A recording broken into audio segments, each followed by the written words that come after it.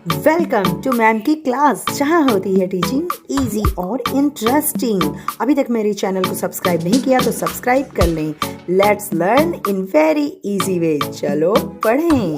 आज का चैप्टर है अर्थशास्त्र में सांख्यिकी कक्षा 11 का 7th चैप्टर, को रिलेशन यानी सहसंबंध। सहसंबंध क्या होता है? नाम से आपको थोड़ा लग रहा होगा कि यहाँ रिलेशन की बात हो रही है। सहसंबंध, साथ में क्या संबंध है इसकी कुछ बात होगी। तो डेफिनेटली आप बिल्कुल सही हैं, क्योंकि संबंध या रिलेशन का मतलब होता है किसी दो वस्तुओं या दो चरों या कुछ भी दो लोगों के बीच। संबंध अकेले में तो होगा नहीं, अकेले तो होगा नहीं, दो लोगों के बीच ही होगा। तो यहाँ दो चरों की भी बात होगी। ठीक, तो ये सहसंबंध क्या है, ये क्यों हम पढ़ रहे हैं, ये चलिए जान लेते हैं। आप जब पैदा हुए थे, फिर थोड़े दिन के कुछ महीनों के बाद आप चलने लगे थे, है ना? चलते थे कैसे? दोनों हाथों से और दोनों घुटनों से, यानी कि आप क्राउलिंग करते थे, घुटने के बल चलते थे। ठीक, आप उस समय थे कुछ मंथ्स के, ठीक, कुछ मंथ्स के थे। उसके बाद आप बड़े हुए तो आप धीरे धीरे लड़खड़ाते हुए चलना आपने शुरू किया। आपकी हाइट बढ़ती गई, आप चल रहे हैं, फिर रहे हैं और काम कर रहे हैं, इस तरह से ज़्यादा आप बड़े हो गए। ठीक है, तो यहाँ पर क्या है कि आपकी हाइट बढ़ रही है और आपकी उम्र भी मंथ से आप मान लो कि 2 इयर्स के हुए, उसके बाद 5 इयर्स के हुए, उसके बाद आज आप मान लीजिए 16 इयर्स, उसके बाद 18 इयर्स, ऐसे आप बढ़ते जाएंगे। आपकी हाइट यहाँ पे बढ़ रही है। तो आप यहाँ क्या देख रहे हैं कि जैसे जैसे समय बीत रहा है आपकी हाइट बढ़ती जा रही है, लेकिन एक समय में आके वो कांस्टेंट हो जाती है। ठीक है, उसके बाद नहीं बढ़ती, वरना भैया ज़िंदगी भर बढ़ना हो तो आदमी पता नहीं कहाँ आसमान छूने लगे, है ना? तो यहाँ पे एक समय तक का रिलेशन अगर देखा जाए तो आप कहेंगे कि समय बढ़ने के साथ साथ जैसे जैसे हमारे साल बढ़ रहे हैं, वर्ष बढ़ रहे हैं, वैसे हमारी हाइट भी बढ़ती गई। एक समय तक मान लीजिए वो 15 ईयर्स या फिर 20 ईयर्स तक हम ले लेते हैं, तो 20 ईयर्स आपके बढ़े हैं, 20 ईयर्स तक, और आपकी हाइट भी बढ़ती गई। तो यहाँ पर आप कहेंगे रिलेशन क्या है दोनों में? तो यहाँ हो सकता है रिलेशन क्या कि इसका इस पर क्या प्रभाव पड़ा या इसका इस पर क्या प्रभाव पड़ा, है ना? तो यहाँ पे प्रभाव क्या पड़ रहा है कि आप जैसे जैसे वर्ष आपके बीत रहे हैं वैसे वैसे हाइट भी बढ़ेगी। तो यहाँ पे आपकी वृद्धि हो रही है। ठीक है, दोनों की वृद्धि, यानी कि दोनों एक ही दिशा में बढ़ रहे हैं, दोनों में ही वृद्धि हो रही है। तो यहाँ भी एक सहसंबंध है, संबंध है। अब ये कैसा है वो मैं आगे आपको बताऊंगी। इसी तरह मान लीजिए कि आप गर्मी पड़ रही है, बहुत गर्मी तीव्र है, सूर्य देव जो है बिल्कुल नाराज है और बिल्कुल एकदम दांत फाड़े आंख फाड़े आपको गर्मी दे रहे हैं। तो आप क्या बढ़ा देंगे? आइसक्रीम खाना बढ़ा देंगे भैया, ज़्यादा से ज़्यादा आइसक्रीम आप खाएंगे, ठंडी चीज़ें खाएंगे, है ना? ठंडा पानी पिएंगे। तो यहाँ पर अगर देखी जाए आइसक्रीम, केवल एक फैक्टर लेते हैं, आइसक्रीम की खपत, ठीक, और हम लेते हैं गर्मी। इन दोनों में कैसा रिलेशन है? अगर गर्मी बढ़ रही है तो आइसक्रीम की खपत भी बढ़ रही है, यहाँ भी एक संबंध है। ठीक, आप समझ गए? दूसरी ओर अगर मान लीजिए कि टमाटर हैं बाज़ार में, टमाटर आपके बढ़ रहे हैं, मान लो कि 40 रुपये किलो है, 40 रुपये पर केजी टमाटर हैं। उसके बाद टमाटर का मौसम आया और बाज़ार में टोकरी भर भर के बहुत ज़्यादा टमाटर की जो पूर्ति होने लगी, बहुत ज़्यादा पूर्ति होने लगी, यानी कि यहाँ टमाटर आने लगा। तो यहाँ पर क्या हुआ? पूर्ति हमारी क्या हुई? टमाटर की बढ़ गई। तो यहाँ हमारा क्या हो जाएगा? दाम, कीमत क्या होगी? घट जाएगी। ये सस्ते हो जाएंगे। जो 40 रुपए किलो है वो अब 4 रुपए किलो पर केजी मिलने लगेगा टमाटर। तो यहाँ पर हमारा क्या रिलेशन है पूर्ति और कीमत में? कि पूर्ति जब बढ़ती है तो कीमत घटती है। यहाँ आप एरो देखिए, यहाँ पे एक साथ नहीं है बल्कि अलग अलग सा, इसको ही क्या कहते हैं? सहसंबंध कहते हैं। चाहे वो ऐसा हो चाहे वो एक दिशा में हो, ये सहसंबंध होगा। बात समझ रहे हैं? यहाँ पे अब सहसंबंध दो टाइप से हमने दिखाया आपको।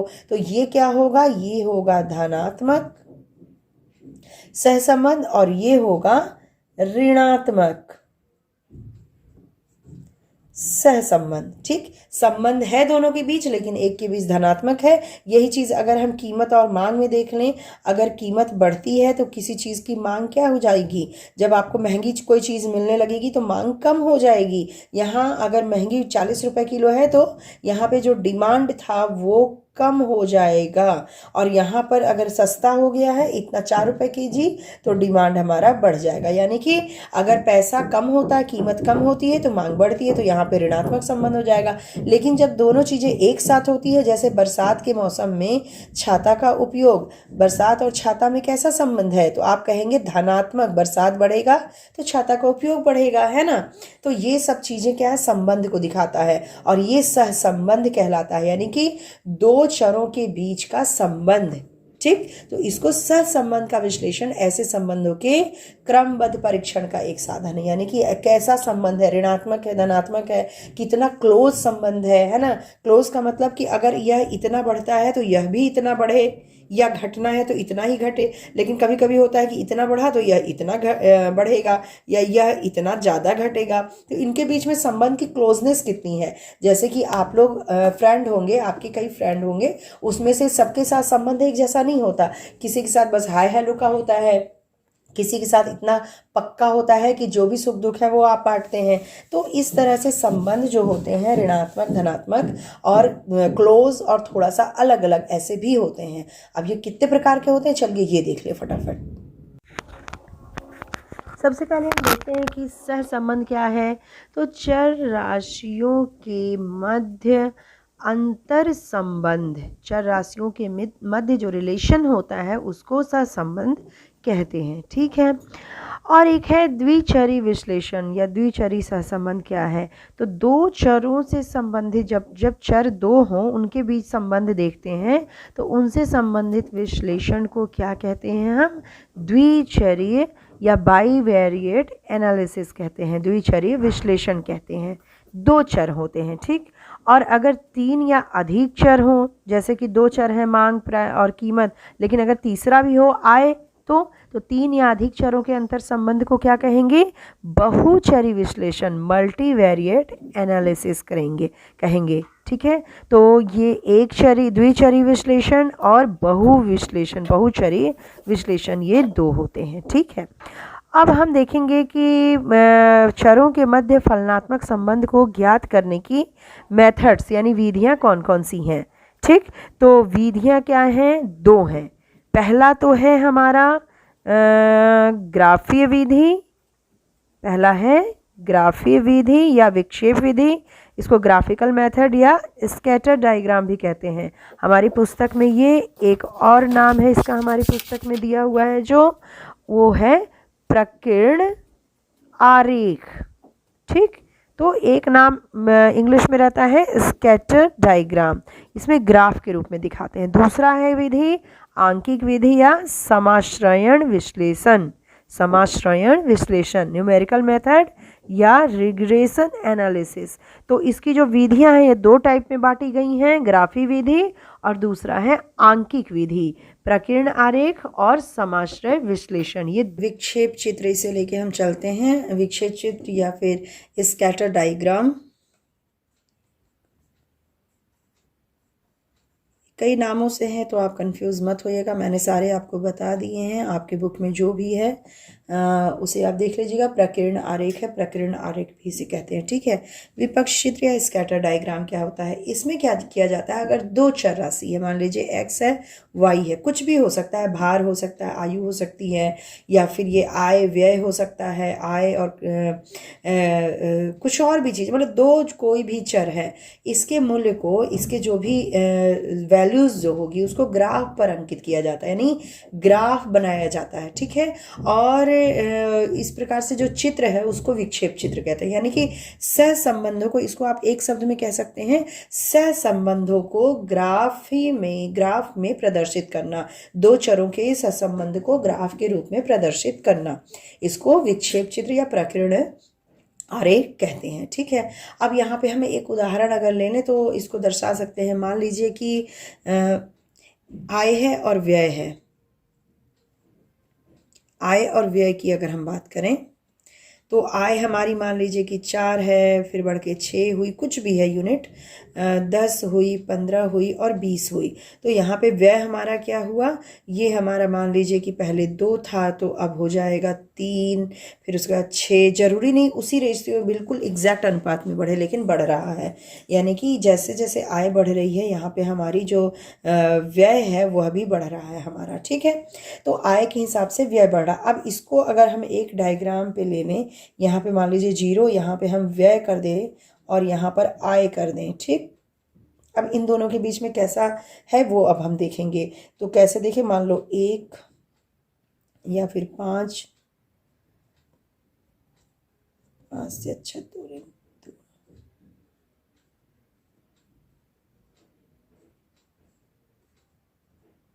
ठीक, इस तरह से हमने ले लिया, इधर भी हम ले लेंगे।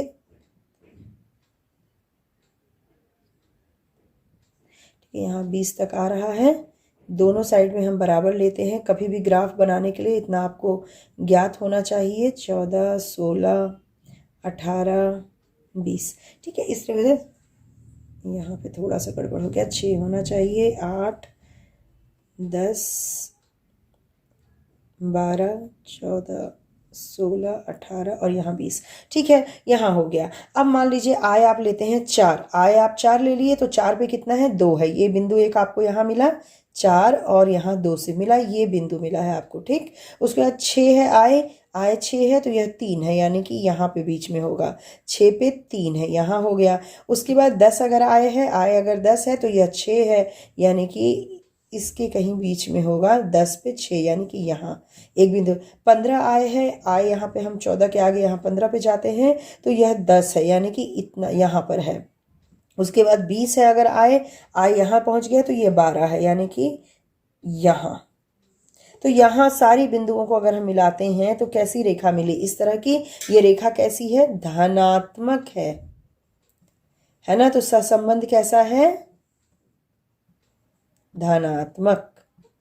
सहसंबंध धनात्मक है, क्यों, क्योंकि ये जो रेखा है एक सरल रेखा है और रेखीय संबंध है। रेखीय संबंध क्योंकि सारे बिंदु एक ही रेखा पे आ जाते हैं, तो रेखीय संबंध है, यानी कि लीनियर रिलेशन है।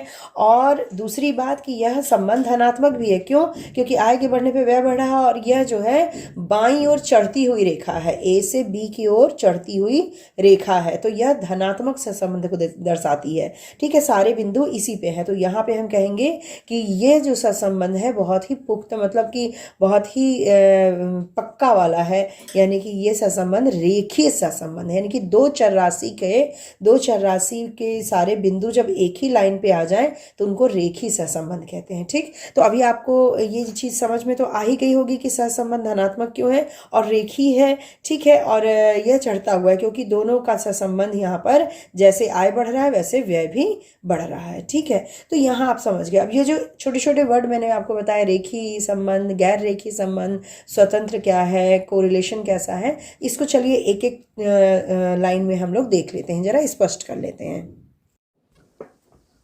सबसे पहले तो हम देखें कि यदि विक्षेप चित्र के बिंदुओं की प्रवृत्ति, विक्षेप चित्र के बिंदुओं की प्रवृत्ति एक सीधी रेखा के रूप में हो, अगर सीधी रेखा के रूप में हो तो चर राशियों के संबंध को रेखीय संबंध यानी लीनियर रिलेशन कहा जाता है।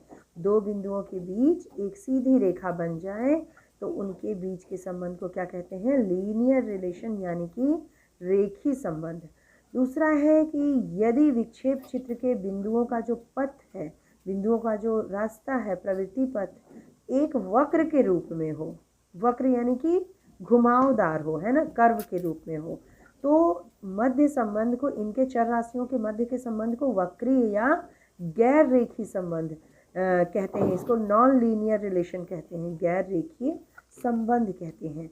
ठीक है, ये भी संभव होता है कि विक्षेप चित्र बिंदुओं का कोई निश्चित प्रवृत्ति पथ ही ना हो, मतलब कि प्रवृत्ति पथ अगर नहीं रहेगा तो उन्हें कैसे होंगे, जब दोनों के बीच कोई भी संबंध नहीं है तो प्रवृत्ति पथ भी नहीं होगा। तो इसको लिख सकते हैं, जब विक्षेप चित्र के बिंदु दूर दूर तक फैले हों, है ना, अलग अलग हों बिल्कुल, तो उनको कहेंगे स्वतंत्र, इंडिपेंडेंस, ठीक है। इंडिपेंडेंस इनको माना जाता है, मतलब संबंध का अभाव, चर एक दूसरे से स्वतंत्र है। चित्र के रूप में भी दिखा सकते हैं, जैसे कि अगर धनात्मक सहसंबंध की बात करें, मान लीजिए धनात्मक सहसंबंध। दूसरा मैंने क्या बताया, ऋणात्मक सहसंबंध, ऋणात्मक सहसंबंध हो गया। उसके बाद है कोई संबंध ही नहीं, यानी स्वतंत्र। मैंने अभी आपको बताया स्वतंत्र, तो कोई संबंध नहीं है यानी कि स्वतंत्र। फिर उसके बाद है पूर्ण धनात्मक, यानी एक ही लाइन पे सारे बिंदु हों, धनात्मक सहसंबंध। पूर्ण ऋणात्मक सहसंबंध, ये क्या होता है अभी मैं चित्र में आपको बताऊंगी। और फिर वक्रीय, वक्रीय या गैर रेखीय सहसंबंध क्या होता है। और ऋणात्मक, ये क्या है, धनात्मक वक्री, ऋणात्मक वक्रीय सहसंबंध। ठीक, इतने तरह के सहसंबंध आपको कैसे दिखाएं, यहाँ पे हम दिखा देते हैं, आप इसको बहुत ध्यान से समझिए। धनात्मक सहसंबंध सबसे पहले तो क्या होता है, इस तरह से ग्राफ है मान लीजिए, तो दो चर है, मान लीजिए ये x चर है और y, इन्हीं के बीच में हम देख रहे हैं एक x चर है और एक y चर। तो सबसे पहले धनात्मक सहसंबंध, धनात्मक का मतलब कि जैसे x y अगर बढ़े तो x भी बढ़े, y घटे तो x भी घटे। तो यहाँ पर एक लीनियर यानी कि एक रेखा हमें मिलेगी, ठीक है, धनात्मक सहसंबंध की। लेकिन जरूरी नहीं कि सारे इसी पर मिले, इस पे भी कुछ बिंदु मिल सकते हैं, थोड़े से फैले हुए भी मिल सकते हैं। तो इस तरह से इसका धनात्मक सहसंबंध मतलब कि सीधे दाहिनी ओर चढ़ती हुई रेखा हो, है ना, दाहिनी ओर चढ़ती हुई रेखा हो, तो ये धनात्मक सहसंबंध का होगा। ऋणात्मक सहसंबंध कैसा होता है, तो ऋणात्मक सहसंबंध को हम इस तरीके से दिखा सकते हैं कि यह ठीक उल्टी रेखा होती है। जैसे कि y अगर बढ़ रहा है तो x घट रहा है, यहाँ है ना, y मान लो कि इतना है, घटना बढ़ना आप जान रहे होंगे, मैं आपको फिर से रिपीट करा दे रही हूँ कि मान लीजिए y इतना है और x इतना है, तो अगर y को हम घटा दिए तो फिर x क्या हो गया, बढ़ गया, यहाँ से यहाँ चला गया, है ना। तो ये आप जानते हैं कि वक्र ऐसा होता है, ये कैसा होता है, ऋणात्मक वक्र होता है। और इस पे जो सहसंबंध होंगे उसके आसपास थोड़े होंगे और इसके ऊपर भी होंगे, तो ये क्या होगा, ऋणात्मक सहसंबंध होगा। स्वतंत्र सहसंबंध क्या होता है भाई, न तो ऋणात्मक हो न धनात्मक हो, यानी कोई संबंध नहीं। तो इस तरह से लीनियर, मतलब कहीं ना इधर न इधर, न कोई लाइन यहाँ आप एक नहीं खींच सकते, न इधर को खींच सकते न इधर को खींच सकते, धनात्मक न ऋणात्मक। तो ये स्वतंत्र है, एक दूसरे से बिल्कुल स्वतंत्र है। अब स्वतंत्र सहसंबंध किसके बीच में होता है, मान लीजिए स्वतंत्र सहसंबंध, जैसे मैं कहूँ कि आपकी हाइट कितनी है, या आपकी कितने, अगर मैं आपको पूछिए आपकी हाइट कितनी है, तो आप कहेंगे 5 फुट है या फिर 6 फुट है मेरी हाइट। तो यहाँ पे मैं बोलूँगी आपके जेब में पैसे कितने हैं, तो आप कहेंगे 60 रुपए हैं मान लो, या 6 रुपए ही हैं। तो यहाँ पे ये एक संयोग होगा कि मिल गया, 6 फुट हाइट भी है और 6 रुपए हैं जेब में, लेकिन ये कोइंसिडेंट है, ये कोई संबंध नहीं है ना। तो यहाँ पे स्वतंत्र संबंध है, कोई संबंध नहीं है आपकी आय यानी कि आपकी पॉकेट में कितने पैसे हैं और आपकी हाइट कितनी है, इसमें कोई संबंध नहीं होता, तो ये स्वतंत्र होते हैं। ठीक, पूर्ण धनात्मक सहसंबंध क्या होता है, तो पूर्ण धनात्मक का मतलब पहले तो धनात्मक होगा, ये तो समझ में आ रहा होगा आपके, छोटा ही ग्राफ बनाओ ताकि यहाँ आ जाए। पूर्ण धनात्मक का मतलब सबसे पहले तो ये धनात्मक होगा, पूर्ण का मतलब सारे बिंदु इसी के ऊपर हैं, ठीक है। जैसे आय व्यय का भी मैंने दिखाया, तो सारे बिंदु इसी धनात्मक लाइन पर ही है, मतलब कोरिलेशन जो है वो बहुत ही ज़्यादा पक्का वाला है। पूर्ण ऋणात्मक क्या हो जाएगा, सबसे पहले तो ऋणात्मक हम इसको ग्राफ बना दें और इसमें सारे ही बिंदु इसी के ऊपर होंगे, तो ये पक्का वाला जो ऋणात्मक होता है इसको कहते हैं पूर्ण ऋणात्मक। धनात्मक वक्री, वक्री का मतलब जब लीनियर ना हो, वक्र के रूप में हो, तो धनात्मक वक्री कैसा होगा, धनात्मक ऐसे जाता है, ये धनात्मक है तो ये वक्र के रूप में ऐसे जाएगा, और यहाँ पे इसके जो आसपास बिंदु होंगे वो संबंध को दिखाएंगे। ऋणात्मक वक्री यानी कि ऋणात्मक रूप से यूं आएगा और इस तरह से यह हो सकता है वक्र के रूप में, ठीक, लेकिन इसका ऋणात्मक तरीके से ये नीचे की ओर आएगा, ठीक। तो ये बात आपको समझ में आ गई होगी। ये धनात्मक सहसंबंध, ऋणात्मक सहसंबंध, स्वतंत्र, पूर्ण धनात्मक, पूर्ण ऋणात्मक, धनात्मक वक्री और ऋणात्मक वक्री, ये आपके छोटे क्वेश्चन में पूछे जा सकते हैं, या पहचान के लिए आपको जानना ये जरूरी है। कुछ एग्जाम्पल ले लेते हैं, क्योंकि ये कभी कभी आपके क्वेश्चन में भी पूछ लेता है, 1 नंबर में भी पूछता है, और यहाँ पे ये जानना भी ज़रूरी है। कुछ उदाहरण हम ले लेते हैं, जैसे कि मान लीजिए आय आय और व्यय के बीच कैसा सहसंबंध है। अभी जो मैंने आपको इतने सारे सहसंबंध के प्रकार बताए, तो आय और व्यय के बीच, फिर दो पासों को फेंकने के बीच कैसा सा संबंध है। ये सब 1 नंबर में 2 पासों का वाला तो बहुत आता है कि फेंकने के बीच कैसा संबंध है, यानी एक बार फेंका तो दूसरी बार फेंकने में क्या कोई संबंध है कि पहले बार 4 आया तो अगली बार में 6 आया, 1 आया, या ऐसा कुछ पैटर्न है। तो इनके बीच कैसा संबंध है, 2 पासों को फेंकने के बीच। और उसके बाद मान लीजिए गैस के दाब व आयतन के बीच कैसा संबंध है। ठीक है, मांग पूर्ति के बीच कैसा संबंध है। सहसंबंध तो है, लेकिन कैसा सहसंबंध है ना। और मान लीजिए कि मुद्रा की मात्रा व मूल्य, इसके बीच कैसा सहसंबंध है। ठीक, तो अब देखते हैं आय और व्यय के बीच जो सहसंबंध होता है वह क्या होता है, प्रबल सहसंबंध, लेकिन अपूर्ण। तो यहाँ हम लिख सकते हैं प्रबल सहसंबंध होता है, यानी कि आय बढ़ेगा तो व्यय भी बढ़ेगा, आय घटेगा तो व्यय भी घटेगा। भैया जितना पैसा आएगा उतना ही तो आप खर्च करोगे, और नहीं आएगा तो नहीं खर्च करोगे, तो दोनों साथ साथ घटते बढ़ते हैं। तो प्रबल सहसंबंध यानी कि धनात्मक सहसंबंध, लेकिन अपूर्ण है। ये पूर्ण तरीके से नहीं है। जरूरी नहीं कि आय आपकी जिस रेशियो में बढ़ रही है उसी रेशियो में व्यय करेंगे, आप कुछ सेविंग भी तो करेंगे, जरूरी नहीं कि पूरा का पूरा खर्च कर देंगे। ठीक है, तो यहाँ इसीलिए अपूर्ण लिखा गया है। अब 2 पासों को फेंकने के बीच कैसा सहसंबंध होता है, ये असहसंबंध, यानी कि ये स्वतंत्र है, सहसंबंध है ही नहीं, यहाँ पे सहसंबंध नहीं है। गैस के दाब और आयतन के बीच ऋणात्मक सहसंबंध होता है। यह दाब अगर बढ़ता है तो आयतन कम होता है। आपको मालूम है सिलेंडर में है, अगर उसको और कम में दबा के और अंदर कर दिया जाए तो आयतन कम हो जाएगा, है ना। तो दाब और आयतन आप लोगों ने विज्ञान में पढ़ा होगा। ये इसके बीच कैसा संबंध है, ऋणात्मक सहसंबंध है। मांग और पूर्ति के बीच, मांग अगर बढ़ती है तो पूर्ति जो होती, पूर्ति नहीं यहाँ लिखे, मांग और कीमत के बीच, मांग और कीमत के बीच कैसा होता है संबंध, अगर कीमत बढ़ता है तो मांग कम होता है, अगर कोई चीज़ महंगी हो जाए तो मांग हमारा कम हो जाएगा। तो यहाँ भी हमारा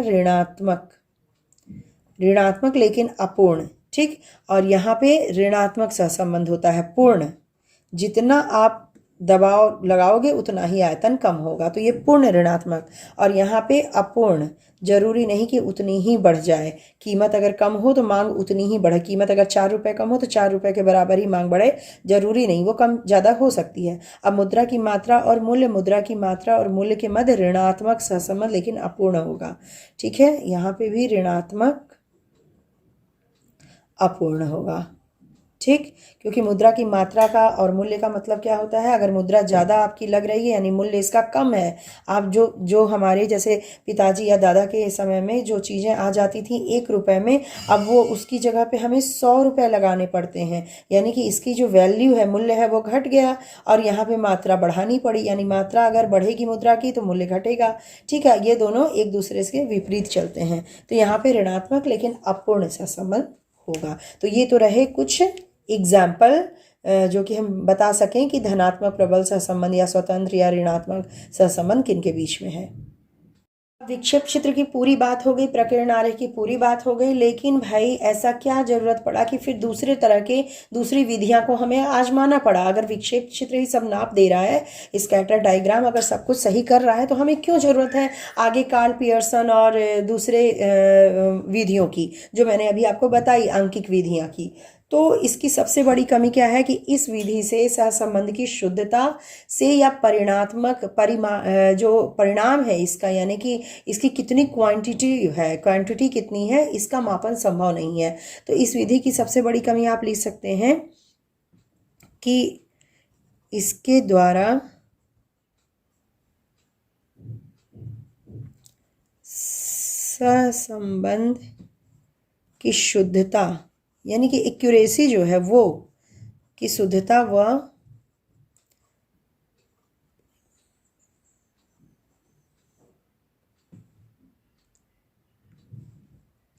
परिमाण, ठीक है, यानी कि इसकी जो क्वांटिटी है परिणात्मक, ये हम नहीं ज्ञात कर सकते, नहीं ज्ञात होता। ठीक, ये सबसे बड़ी कमी है। अब जब ये कमी है तो भाई दूसरे आएंगे, दूसरी विधियां हम पढ़ेंगे कि दूसरी विधियों में क्या होता है। तो आज का वीडियो यहीं तक। हमने देखा कि विक्षेप चित्र यानी स्कैटर डायग्राम क्या होता है, इसको आप लोग ढंग से याद कर लीजिए। और अगली वीडियो में मैं इसके आगे के जो अंकिक विधियां हैं वो दिखाऊंगी। उसमें कार्ल पियर्सन की जो वेरी इंपॉर्टेंट इस साल के लिए है, क्योंकि दूसरा जो है स्पियर्समैन का वो हटा दिया गया है। हालांकि इस साल के लिए वो भी मैं आपको पढ़ाऊंगी, लेकिन कार्ल पियर्सन इस बार मोस्ट इंपॉर्टेंट में आते हैं। तो ये फिलहाल स्कैटर डायग्राम जो है वो आपका डन हो रहा है। और चलिए, ये वीडियो अगर आपको अच्छी लगे तो भाई थम्स अप जरूर कर लीजिएगा, लाइक जरूर दे दीजिएगा। चैनल पर नए हैं तो सब्सक्राइब तो किया कीजिए ही, और साथ में बेल आइकन भी प्रेस कर दिया कीजिए, ताकि मेरी जितनी भी वीडियो बने आपके पास नोटिफिकेशन उसकी पहुंच जाए, और मेरी लाइव क्लास की भी नोटिफिकेशन आपके पास पहुंच जाए। ठीक है, तो ये वीडियो अगर अच्छी लगे तो लाइक भी कीजिए, और कोई भी क्वेरीज हो तो कमेंट बॉक्स में कमेंट कीजिए। चलिए मिलते हैं अपने अगली वीडियो में, इसके पार्ट 2 में। ये एपिसोड 1 था आपका, एपिसोड 1 में एपिसोड 1 था, और एपिसोड 2 में हम मिलते हैं आपसे। तब तक के लिए गुड बाय।